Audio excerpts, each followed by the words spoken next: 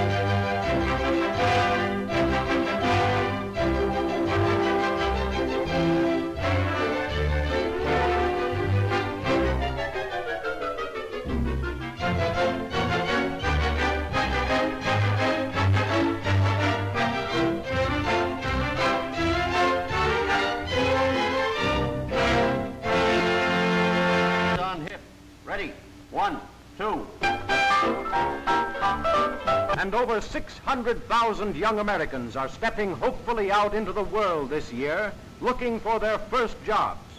The same number faced a similar problem last year. An equal number will face it next year. What chance have these boys and girls in a world already staked out? Now that the land frontier is closed, good morning, son. Have a good sleep? Oh, like a log. Will they find welcome or closed signs on the gateways of opportunity? Blah, blah, What blah. can a How young can you stand it generation before look forward breakfast? to? Wait a minute, Bud. What hope is there for youth in the world of tomorrow? The answers to these questions are vital to every man, woman, and child in the nation. They present grave problems to labor, commerce, agriculture, and industry.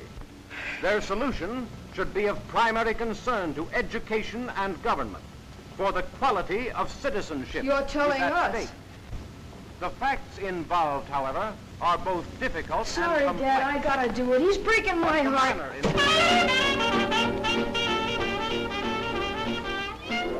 I should think you'd be interested in hearing about opportunities for young people. What opportunities?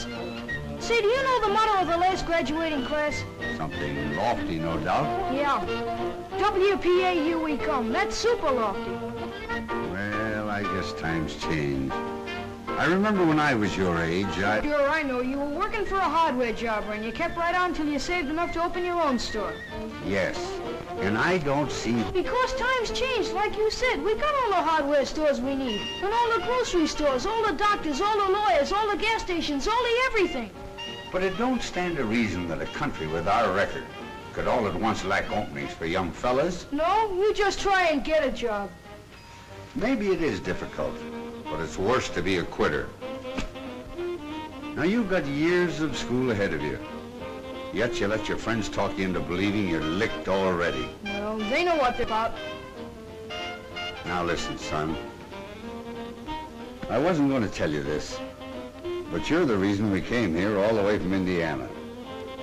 You've heard all the talkers. Now I'm going to show you the doers. That's why I brought you and your mother to the fair. Holy smoke, the fair! I forgot where we were. Hey, Grandma! A couple of guys are starving out here. How's the job coming? Hold your horses, Bud. We'll be ready in a minute. He sure do think a lot about his stomach. You probably had a good appetite yourself at his age, Elvira. Lord, Miss Harrison, if appetites was housed, I'd almost ought to holler right now. How's the table, Jane? Is it set? All set, Mother. Come on, everybody. Breakfast is ready. That's the best news I heard since I got here. Hi, Mom. Boy, am I hungry. I don't know which I've been looking forward to the most, the fair or your cooking, Mother. Don't pay any attention to him, Grandma. He says that to all the cooks. Well, you can't make a cook mad by liking a cooking. That's a good thing for a young man to remember. I'll say it is. That's how Dad got his corporation. Hey, that's not a corporation. That's private ownership. A man's entitled to a stomach at his age.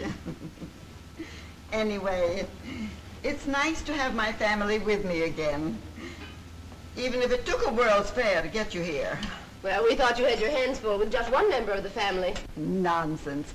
Barbara's been a lifesaver. Really, she has. I'd have been pretty lonely here without her.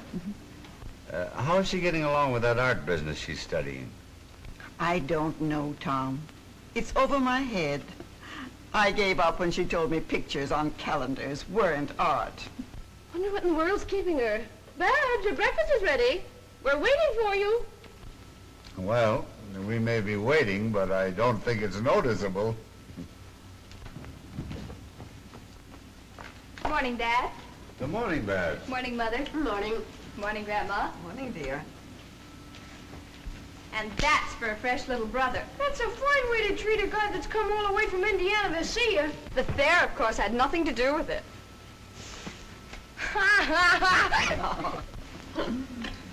My, I never realized what a good-looking daughter I had. Oh, pardon me, we had.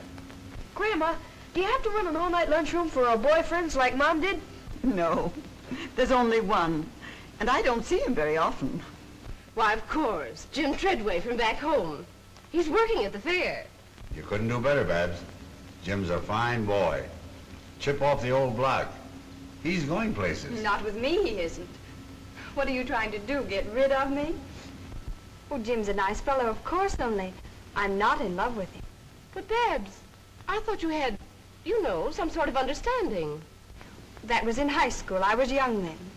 I'm grown up now, and I have better judgment. When do we get a peep at your better judgment, kid? Well, I didn't know you were going with anybody else, Babs. Is it somebody we know? Now, Jane, there's plenty of time. We just got here last night, and you want to know everything before she even gets a chance to say hello. There's nothing to get excited about. I'm not in love. At least I don't think I am. Oh, I was afraid something like this would happen. Oh, stop flying off the handle. I know all about it. Who is he, Babs? He's Nicholas Makaroff, my art teacher. Oh, so you turned out to be a teacher's pet. I suppose you take him an apple. That will do from you, young man. Nick's been in America since he was a little boy. But he knows the world like we know Main Street. He's a genius. You like him. Oh, sure we will. Anybody you like is okay with us. Oh, I've got to be running along. I'm late. Where'll I meet you for lunch? Well, I thought it'd be kind of nice if we looked up Jim Treadway first. His folks said he's working at the Westinghouse building. Supposing we all meet there. Babs, why don't you bring Mr. your friend along? We'd love to meet him. Sure, fetch him along, Babs. Well, all right, if he can get away. He's awfully busy right now, but I'll ask him. Goodbye. Goodbye, Bye-bye. dear. Yes, sir. It's just what this family needs. An artist. Now maybe we can get the house painted for nothing.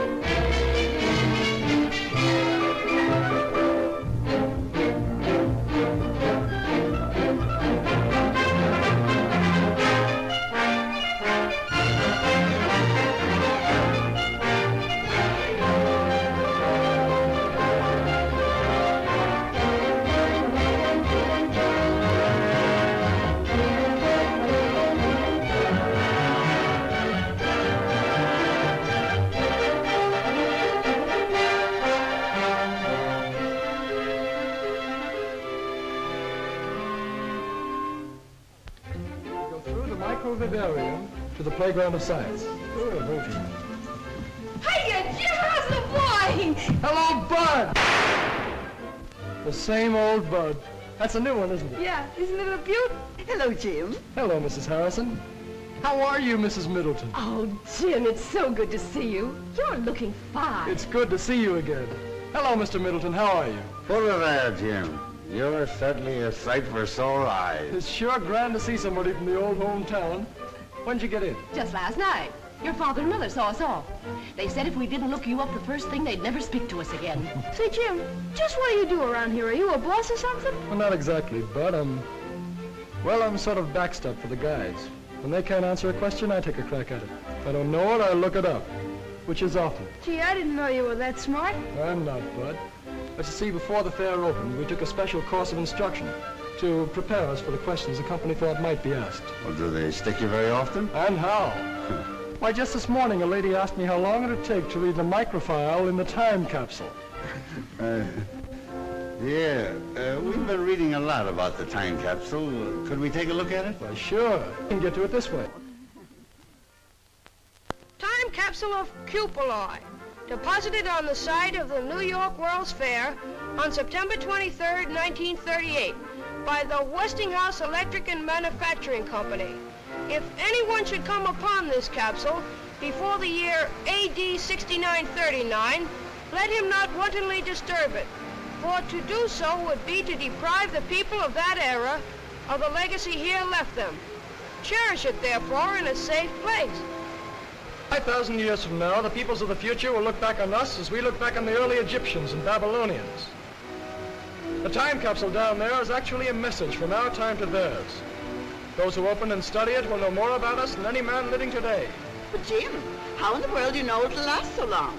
Because the copper tools of the ancients have come down to us from even farther back. The capsule is made of a still better copper alloy called cupuli. It's hard as steel and equal to pure copper in resistance to corrosion. Well, what I'm wondering is how anybody will know how to find it in the year, what was it, 69, 39? How to find it, what's in it. In fact, everything about it was printed in a book of record of the time capsule. It's on permanent paper that's been distributed throughout the world. To libraries, museums, lamasseries, monasteries, temples, every safe place imaginable. Well, who picked the stuff that was to go in it, Jim? A committee, aided by authorities in every field of science and the arts. It's a complete record of our civilization. Is this exactly like the capsule? Yes, and it's cut away so you can see how it's packed. These side cases show you the variety of things in it. Look, there's a woman's hand. The ladies had to reveal a lot about us to future scientists. It sure will. They'll think we're nuts. Are these little reels the microfile? Yes. It's hard to believe, but on these small reels of film are reproduced all these books, papers, and magazines. It's a record of 10 million words and 1,000 pictures. Well, how will they read them? A small microscope is included. But there are also instructions how to make a large reading machine. Also, how to make a motion picture projector for the 3 special newsreels. I suppose cloth and things like that are in it too. Everything from samples of fabrics to a dozen different kinds of common seeds. I'll bet a nickel I know something that isn't in it. Mickey Mouse. You'd lose, Bud.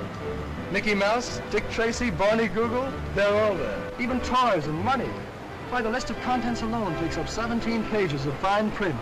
Boy, they weren't fooling when they made that capsule, were they? It's the brains of the world done up in a small package.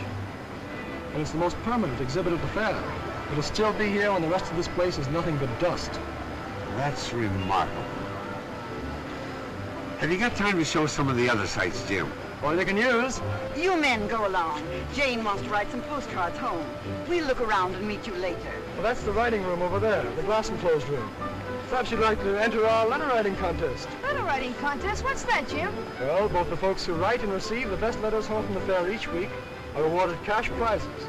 The winners are announced every Sunday evening during our Letters Home radio program. See if you can get me the dope on that contest while you're over there. I might just as well have some of that cash as the next guy. Pretty sure of yourself, aren't you, Bud? Well, they can't shoot you for trying. Well, looks like the shop of old Watch the Birdie Schultz. Remember him, Jim? 6 deluxe portraits for $1. You'd better take another look. He never had a camera like that one. That's a television camera. Holy smokes, does it work? Of course. You go down there, Mr. Middleton. You can see and hear Bud on a whole row of television receivers. You better be good.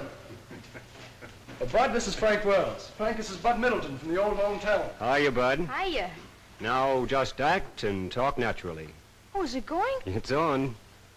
Hiya, folks. This is Clark Gable Middleton speaking. As you can see if you've got your television sets turned on. What state are you from, Bud? Indiana, the greatest state in the world. And if Grover Whalen's listening in, New York's okay, too. Well, what do you think of the fair? Well, as a guy I once studied about said, I came, I saw, and I'm almost conquered. How am I doing, Dad?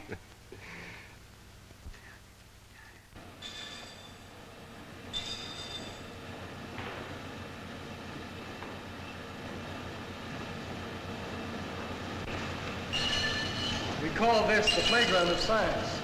But it really covers a lot of our normal research activities. Most of the exhibits are made so the visitors can operate them. built-in watchman. But what's it do? The bimetal discs like these are used for the control of current in our electric irons, refrigerators, and other home devices. They save you money by shutting off the current as soon as the right temperature has been reached. Well, that's a new one on me. They're used by the millions. Only they're hidden in the appliances where you can't see them. Oh, what's that? Well, that's the planticizer.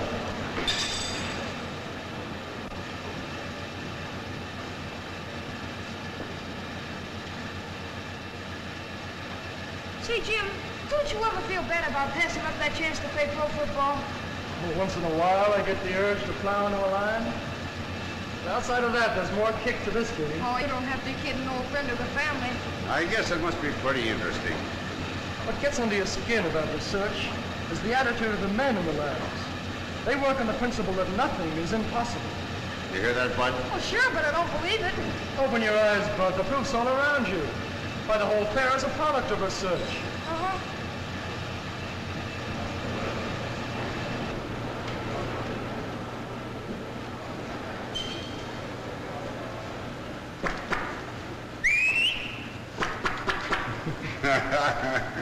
One can't help marveling at all the new things they're inventing every day. A company can't stand still under the American system of private enterprise. It has two ways to go, back or forward. If it can make better products than the other fellow, it moves ahead. If it can't, the other fellow gets a business. But in either case, the public benefits. You mean in better goods? Yes. That's where fellows like me come in. In our research labs, we have four main jobs. We must constantly improve our existing products. So more people will be enabled to buy them. We must try to lower their cost by cutting waste of effort and material. Then we must anticipate the demand for new products before people realize they need them. Well, that's only 3 jobs, Jim. I kept count. And the last is industrial prospecting. Like prospecting for oil or gold. Sometimes we hit gushers, like radio, mechanical refrigeration, or air conditioning. Then 100 new industries spring up and thousands of new jobs are created. And another boost is given to our standard of living. Just remember that, Bud. Well, here's something else that might interest you, Bud. Here's the oscilloscope. Talk or blow or whatever you did before into the mic, and you'll see your voice projected on the screen.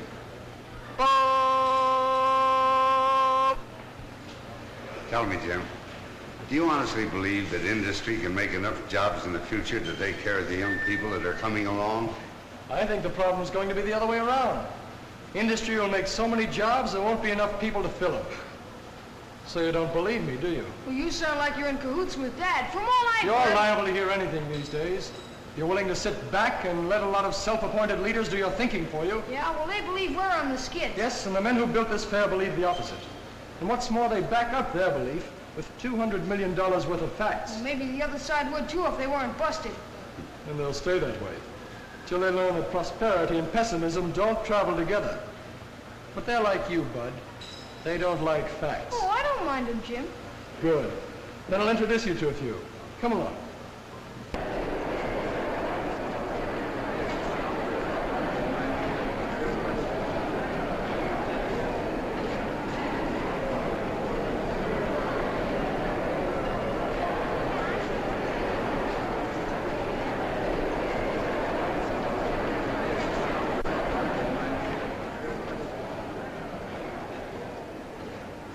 Isn't it wonderful, Nick? Beautiful. I guess we're a little early. What do you want to do? Anything but inspect this temple of capitalism? Oh, Nick. Look at them. Their eyes popping out of their heads, drooling over the very things that are taking away their jobs. Now, Nick, don't get all excited. My family think that America is a pretty swell place, and I don't want you to disillusion them. I know. I'm here to be exhibited. Mute, but beautiful. Don't say that, please. I want them to like you, to know you as I do.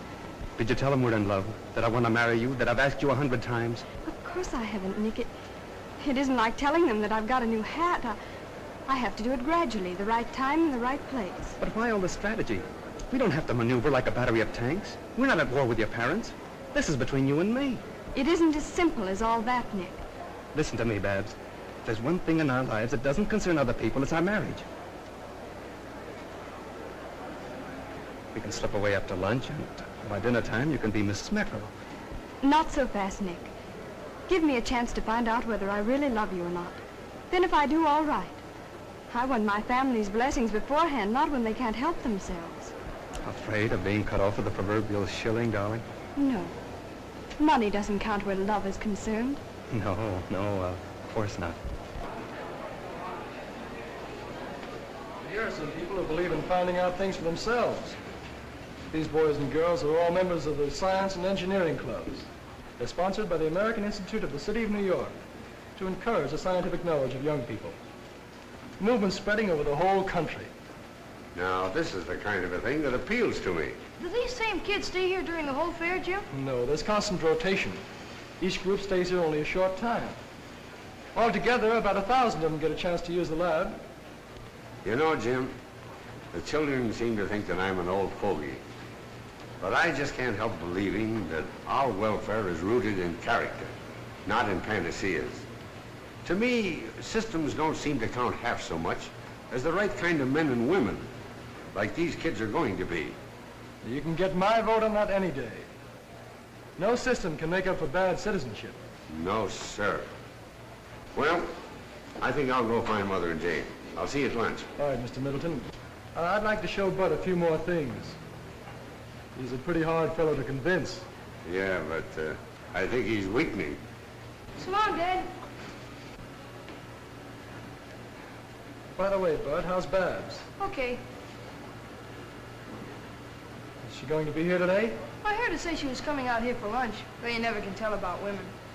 Final desperate spurt, hitting those dishes with everything she has. She's consistently diving in the bottom of the dark and greasy water to search for knives and forks. Dishwater splashing around terrific rate all over Mrs. Drudge. That rubber apron isn't much help now. She's splashing so hard it's getting all over me, and it's a little dangerous to attempt to give a blow-by-blow account of what's going on in that dishpan. There's a lot of action over here. She's mopping up with a towel to get the water some of the dishes she dried a few minutes ago. That water in the pan is an awful messy-looking sight, folks. I wish you could see it. Incidentally, in the entire operation, the dishwasher will use a total of only 15 quarts of water, which is a lot less than Mrs. Drudge's used. And now over here, Mrs. Drudge washes dishes just like Tom. That water's not coming out, and remember, folks, Takes him an hour to wash a so hot, plate. the heated dishes Then he will usually dry themselves drops when it. that door's open. I mean, he gets more water on the floor than on the dishes. That's why I never let him help me anymore. Now I know he's smarter than you Very are. fast, Mrs. Drudge. Come on, please. Hurry, Mrs. Drudge, before it's too late. That water's coming out very fast. Too late. There's the last drop of water, folks. The contest is over in exactly 7 minutes and 58 seconds. In that time, Mrs. Modern has washed 50 dishes and 40 pieces of silverware. Well, it's all over, Mrs. Drudge. You may as well rest now. As I said before, ladies and gentlemen, this contest is going to be scored on 3 counts. First, the time it takes to do the dishes. Unquestionably, Mrs. Modern wins on that score. Second, the cleanliness of the dishes. They are clean, they are dry, and sparkling. They do honor to any woman's table, so Mrs. Modern wins point number 2. Her dishes are certainly cleaner. And now, point number 3, the condition of the contestants.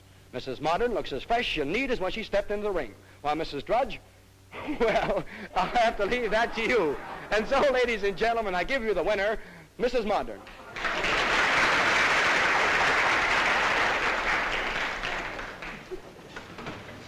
I'm tired just from what that announcer said. Did you hear him, Mother? In 15 years, a woman washes, dries, and stacks a pile of dishes 9 times higher than the Empire State Building. Imagine it. Well, that didn't impress me half as much as seeing Mrs. Modern read a paper while her dishes were being washed. She'll look young when she's 100. Hi, Bab. Shake hands with an old pal of yours.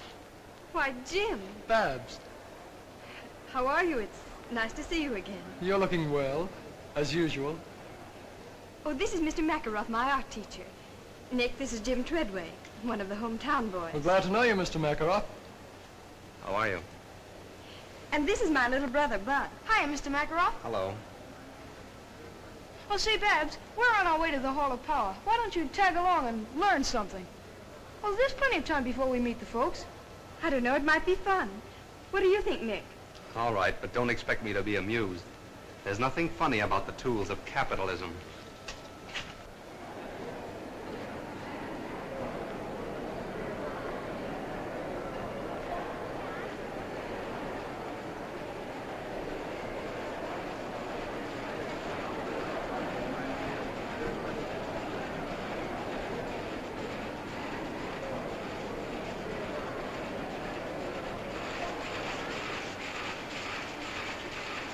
Boy, look look at that machine make ribbons. 7 at a time, ain't it, honey?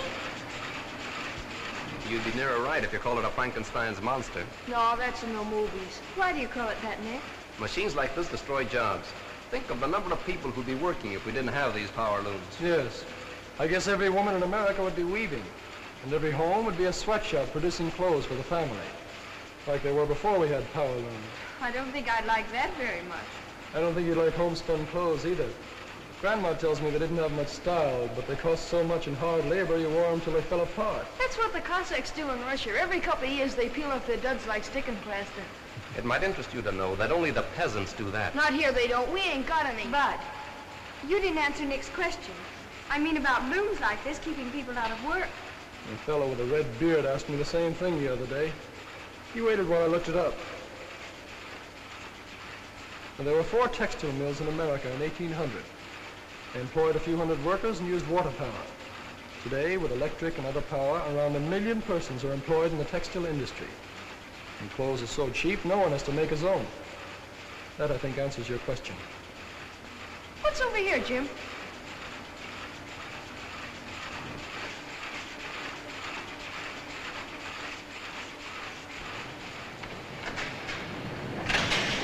What is it, Jim? Look at that thing go around.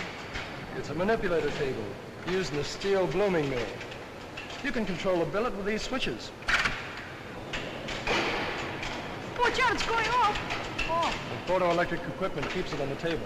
I suppose you're going to tell us machines like this benefit labor. And how? Not many years ago, steel making was a dangerous occupation. Now, the safest place a steel man can be is in the mill. It's safer than his home. That's right, capitalistic propaganda. Oh, you're kidding, Jim. I'm stating a fact. I know one steel plant that employs 10,000 men. While 15 of them lost their lives at home and other places, not one was lost in the steelworks. That's hard to believe. Well, there's the answer right there. Electrical control.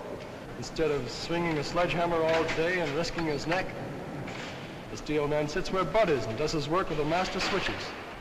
Well, if one man can do all that with a machine, then I agree with Nick. It can't help but lessen jobs. Here's why they don't, Babs. It's very simple. Machine production makes better and cheaper products. As a result, more people want and can buy them. That in turn creates a demand for more labor. That's just one of those so-called economic laws that doesn't work in practice. It works in steel, printing, textiles, and automobiles, and they're the most mechanized industries in the country. Yes, but... Let's go see what's over here, Nick.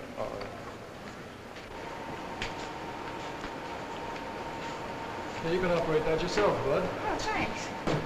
Step on the dead man's pedal here, or keep it down always with the runner. Just up. That's your brake. This is your gong. Does your company make any really large equipment, Mr. Treadway? Yes, they do. Some so big it has to be shipped piece by piece. For example, an electric furnace we made for a large motor company is 330 feet long. I thought so. Those are the kind of machines that displace men.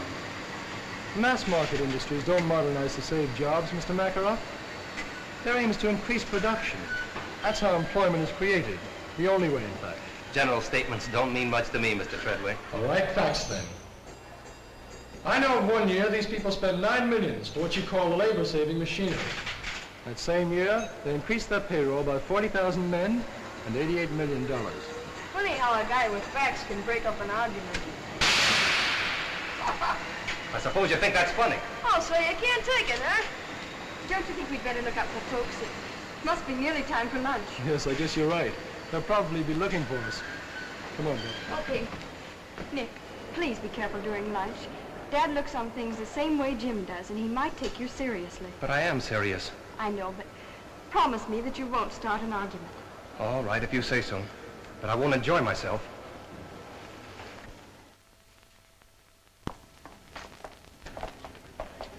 Now, we'll expect you for dinner tomorrow, Mr. Makarov. And please come early. Then we can have a chance for a nice, long talk. Thank you very much. I'll be glad to come. Sorry I have to break away now, but I must get back to school. Au revoir. Goodbye, Mr. Makarov. I enjoyed meeting you all. Sorry, but I must go. Au revoir. Goodbye. Babs. Oh, boy, was that a meal. I could go for chow like that all the time. You do, and you'll wind up in a sideshow. Well, did I behave all right? You were fine. Only don't misinterpret Dad's approval of Karl Marx. He thought you were talking about relatives of Groucho and Harpo. I don't believe I know them. Well, see you in class, Babs. Adios, linda mia. Now, I won't take no for an answer.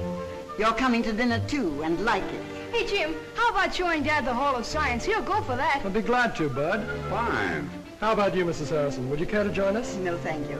I want to show Jane and Barbara some of the things in the Hall of Electrical Living. Well, say, Electro, the motor man, will be doing his tricks at 2 o'clock. Let's meet there. All right. Come on, Jane. Barbara.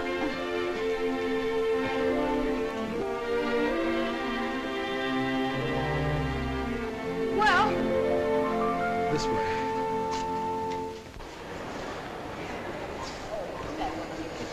Yes. That's what I call smart. Making time the theme of the home exhibits. I don't get it. What's smart about it? Well, if there was one thing a woman in my day never had enough of, it was time. It was her master. Some had two, if they had a bossy husband. Don't tell me you're against husbands, Grandma. No, indeed. Only against slavery. Domestic or otherwise. That's why I like electrical engineers. They signed our Emancipation Proclamation. Wonderful.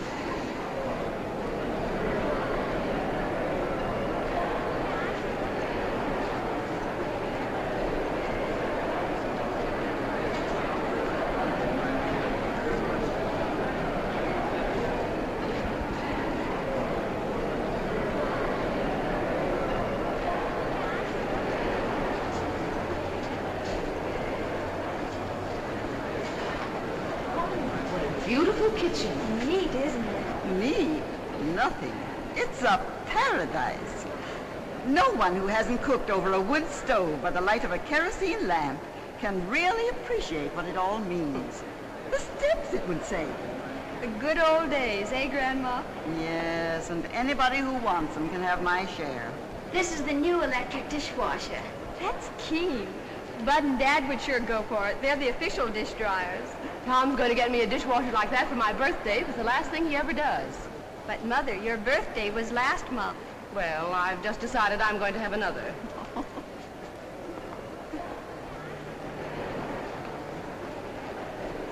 This is nice. It's very modern. Masculine, too. Miss, is that a three-way floor lamp? Yes, madam.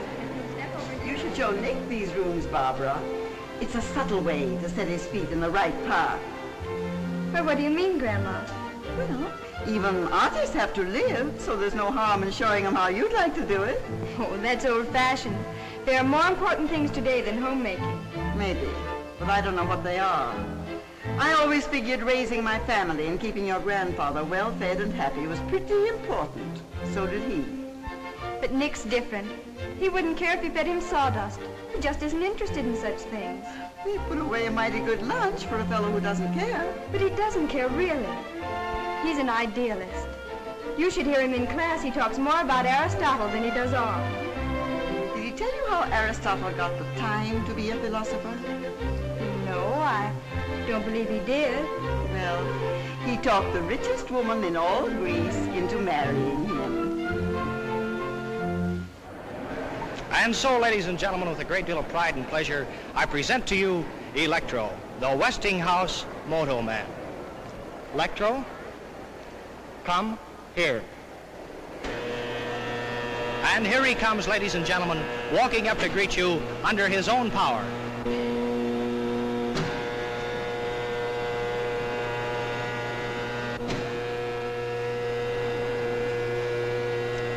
Stop.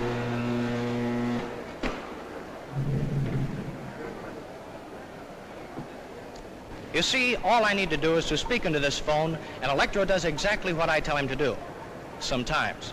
But I don't see why I'm telling Electro's story when he's perfectly able to tell his own. So let's listen and see what Electro has to say to us today. All right, Electro, will you tell your story, please? Who? Me? Yes, you. Okay, Toots. Ladies and gentlemen, I'll be very glad to tell my story. I am a smart fellow, as I have a very fine brain of 48 electrical relays. It works just like a telephone switchboard. If I get a wrong number, I can always blame the operator. Thank you. And by the way, I see a lot of good numbers out in our audience today. Electro, behave yourself. Quiet, please. I'm doing the talking. I'm sorry. That's the most remarkable thing I've ever seen. Boy, what a guard that guy'd make on my football team. Now, Electro, a moment ago you were bragging about being able to count on your fingers. Do you remember that? Well, we're going to find out about that. Now, do you remember how many children were born at the same time to a certain family up in Canada? Do you remember that? All right, let's see if you do. Count them on your right hand. 1, 2, 3, 4, 5.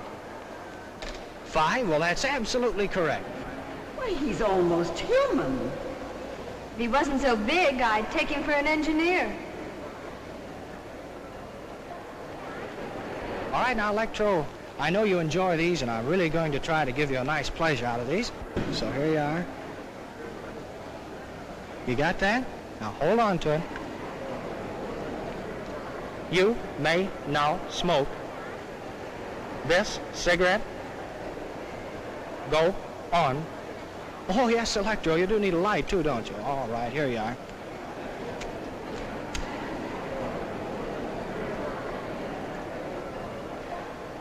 And, folks, he's only 2 years old, too. Just learning. How can he do all those things, Jim? He's full of motors, gears, cams, and photoelectric cells.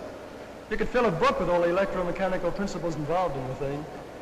All he lacks is a heart and a brain. If you ask me, I'd say he had nothing. Well, then all he lacks is a heart.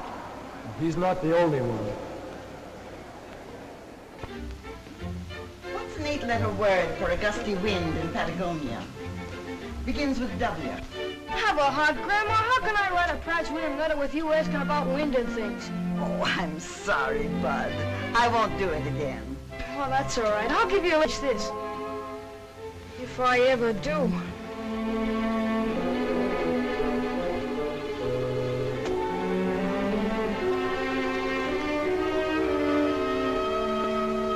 Say, Jim, what would happen if all the things Westinghouse developed first just disappeared? Well, suddenly, I mean. Well, it's easy. There'd be no electrical industry. It'll put the world back 50 years. Yes. Well, I figured all the others would write about what they saw at the fair. So if I tell them what wouldn't be there without Westinghouse, I won't have any competition. You got something there, Bud. Go to it. Hey, wait a minute, Jim. I need some facts. All right. Consider 3 out of the thousands of things we pioneered and where we'd be without them. Oh, just a second. All right, go ahead. First, alternating current, or AC as most people call it. It permits the economical sending of electric power long distances from where it's generated. Second, the steam turbines for use in the big power stations where electricity is made. And third, radio broadcasting. The Westinghouse station KDKA at Pittsburgh was the first to broadcast programs on a regular schedule. Do you think those are enough? Well, we make over 8,000 other products you could mention. I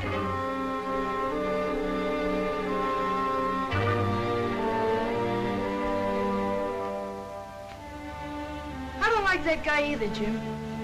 I didn't say I didn't like him. Well, you'd be surprised what a fellow like me finds out just keeping his eyes open. Jim, come over and talk to me. Sit down. How are you coming along? Well, I thought I was doing all right until Babs, well, turned from science. You're just like your father. He wasn't very smart where women were concerned either. It wasn't until he fell off the roof and broke his leg that your mother found out that she loved him. Do you think that'd help? I don't think it's necessary. Most women, you'll find, pick husbands who see the world pretty much as they do, who think as they do about religion, war, politics, yes, even communism. They do it unconsciously. It's bred into them from childhood. Yes, but they can make mistakes, too. And they can also correct them if you give them a little time. I never knew time had so much to do with love. I don't understand what you mean exactly by abstract form, Nick. That's the trouble with verbal language. It's too clumsy to express elusive qualities. But to me, abstract form is the essential substructure. In short, the fundamental rhythm underlying our conceptions of spatial limitations. Do I make myself clear? Oh, perfectly. It's very clear now, thanks.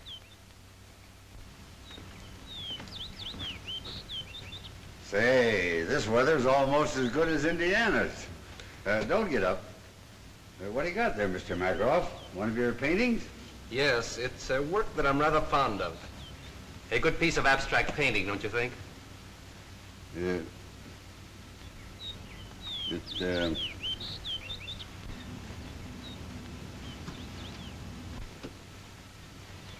Oh. It's remarkable. Certainly got a lot of color. No doubt about that. What does it represent? Represent? Why, it doesn't represent anything. Why should it? It's a picture, an independent entity. There's no reason to imitate something else. No, I suppose not. It's just that I'm sort of used to looking at pictures of people and objects, you know. Why? Why? Well, it's,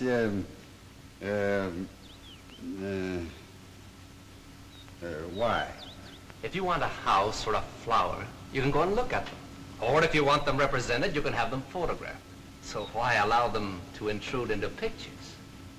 Yeah, I guess you're right. Well, if you young folks will excuse me, I think I'll take these flowers in and put them in some water. I think they need a drink. Dad's idea of fine art is rearing a two-fisted family. Too bad. He ought to keep up with the times. I meant to show you this before. What do you think of it? Oh, it's unique, all right. I don't think I've ever seen a ring like it. It's really a collector's item, a rare specimen of barbaric jewelry. It's been in our family for about 300 years. 300 years? Notice its color. Why, it's a study in polychromatic harmony. It's beautiful. Really lovely. Oh, no, Nick, I couldn't take a ring like that. Why, it must be priceless. Don't be silly. I want you to have it. No, please, I couldn't think of it, really. Wear it for a while. There's no harm in that. As a favor. Oh, no. Now you're being provincial, Babs. Well, just for a week or so.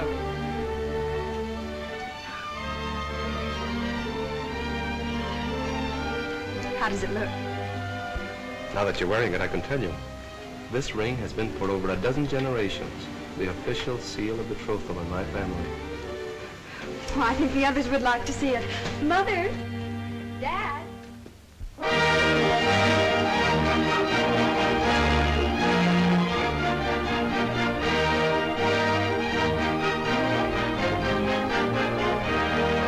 It's too big to describe in a song or a sonnet, so dress yourself up in your best bib and bonnet. The Westinghouse man has a welcome upon it for you when you come to this fair. Well, thank you. And now, the fourth winner in our Letters Home contest, a very young man from Riverdale, Indiana. Dear old Indiana, garden spot of America, Mr. Bud Middleton. All right, this way, Bud, and congratulations. Now, your prize-winning letter in the Westinghouse contest made all the judges sit up and take notice. These are unusual judges, that's all they took. Well, let's see. You had all your family with you, according to your letter, so you wrote that letter to a pal of yours back in Riverdale, didn't you? Yeah, to Tubby Parker, but I won't know how much of a pal he is until I get back home and find out if he's been dating my girlfriend. Oh, maybe you made a mistake writing to Tubby. Remember, he gets half of your money, you know. Oh, that's okay, but I'm serving notice that's as far as our sharing goes. Well, that's fair enough. But tell me, Bud, what are you going to do with your prize money? Well, I think I'm going shopping for parts to make a shortwave radio set. There you are, folks, the boy of tomorrow. But no fooling, Bud. Really, you wrote a mighty interesting letter. It described how the fair would look without the electrical contributions of pioneers like Westinghouse. Imagine a fair without electricity. The folks? Hello, folks. But I'm going to spare the details that you went into in your letter, and suppose you just sum up what you said. If it weren't for fellas like these Westinghouse engineers, what would this fair be like? Well, I don't think there'd be any fair. Well, that's fair enough, too, isn't it? And very much to the point. Thank you very much, Bud, for those kind words. But I believe our vice postmaster in charge of judges, our personable Miss Bennett, has the verdict ready as to the grand prize, our double award for the best letter of this week's crop. Am I right, Miss Bennett? Yes, I have it here, Mr. Perkins. And who, may I ask, is the lucky winner? The winner is Mr. Bud Middleton. Very good. Oh, boy, the jackpot! Electricity, here they come!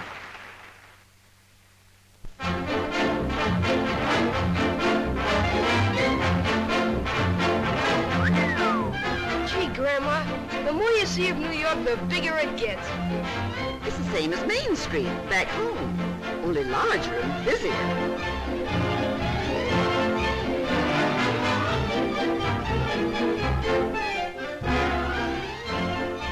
Well, maybe we can get what I need here.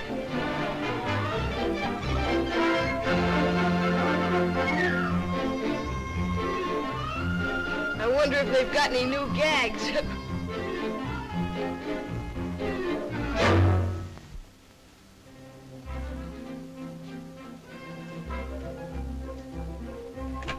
The spitting image or I'll eat your hat without salt. We might be wrong.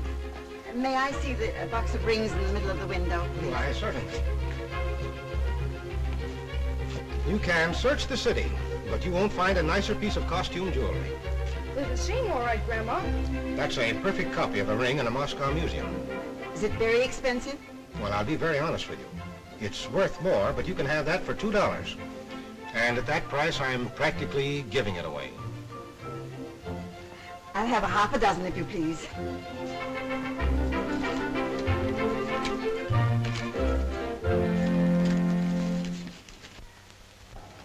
Why don't you let me fix these things, Miss Harrison? You know, Big Feet, that's my next to last husband. Big Feet say I make sandwiches that knock your eye out. That's why I'm doing them, Elvira. I have use for my eyes today. Huh. Ears is all you need. If that foreign gentleman's coming, he sure got a powerful tongue. Mr. Makarov's to be the guest of honor. Hello, Grandma. Hello, Elvira. Honey, you sure is dogged up. My. You look lovely, dear. Anything I can do to help? Oh, I nearly forgot. You left your ring on my dresser. My ring? That means bad luck of some sort. Grandma, I've got my ring. Why, they're absolutely the same. Where'd this other ring come from, I wonder? I don't know. Hello, everybody. Can I help? Oh, what's the matter with you, Babs? Are you sick? No. No, I'm all right. Oh, I declare I think you'd lose your head if it wasn't glued on. Here, it's your ring. I found it on my dresser. What's wrong? Don't you want it? The very same. Why, they're all alike. Where'd you get them all, Babs? Land sakes alive.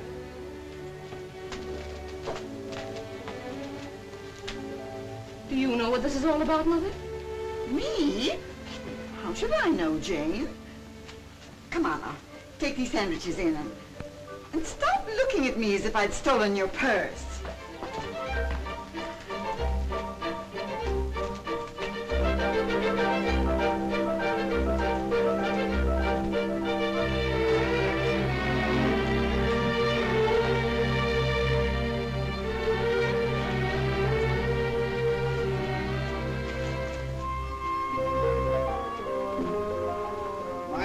Isn't used to this shaving twice a day. Why I should look pretty is beyond me. You won't even know I'm around. Where's my tobacco? Oh, Babs, you left your ring in the bathroom. You know, that's no way to treat a valuable ring like this. You might lose it. Say, how many of them have you got, anyway? Too many. Hi, everybody. Has the eating commenced yet? Gee, I haven't had anything to eat in about 4 hours. Food is good, but the service is awful. Oh, say, kid, just how many rings did that guy Nick give you? Was he in the jewelry business? Well, I found 2 of them in my room. Holy smoke, you got $1 million.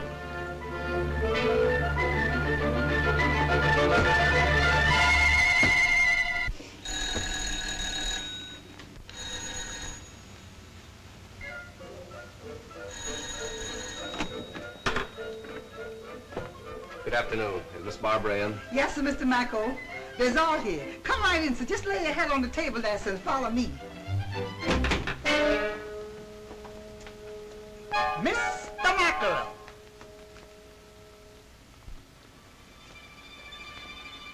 Good afternoon, Mrs. Middleton. Hello, Bud. Mrs. Harrison. How are you, Mr. Middleton? Babs. Haven't you lost something? Young ladies shouldn't leave their valuables lying around. I found this on the hall table. Quite a study in polychromatic harmony. Don't you think? What? Why, the dirty cook told me there was only one of them. Don't put it on that. Give him a chance. Hey, let go of my arms. Will you get up? Hey, come on now. You gotta beat it, Nick. He's a wild man. When he gets going, I can't hold him much longer.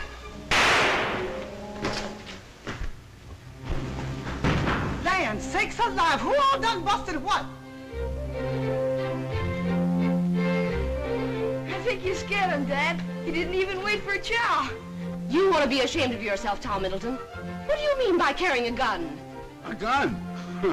Why, I don't even own a gun. It is that practical joking son of yours.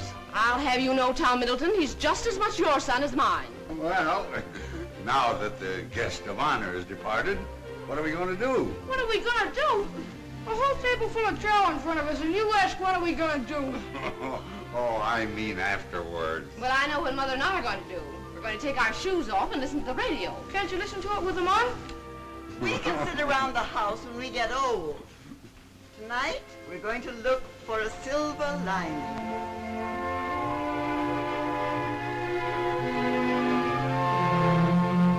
Just 46 years ago this month, I was doing the same thing, watching the lights of a World's Fair, the Columbian Exposition at Chicago. That was the first American fair lighted by electricity. Yeah. And Jim's company furnished most of the lighting for it. We've come a long way since then. Say, Jim, did you hear about the dame asking when the keepers feed the lagoon?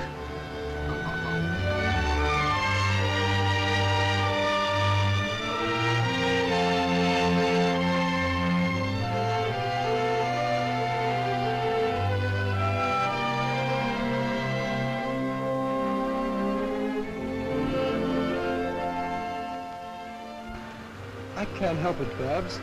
I've got to talk. Please, Jim, not now. Just let me hold on to you.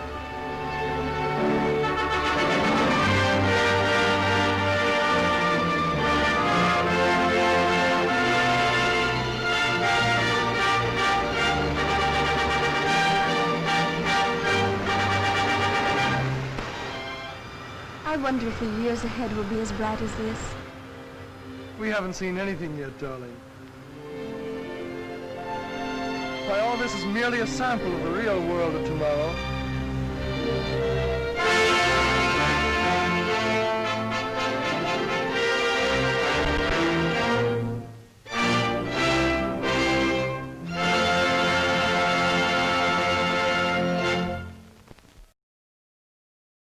This has been a presentation of the Library of Congress. Visit us at loc.gov.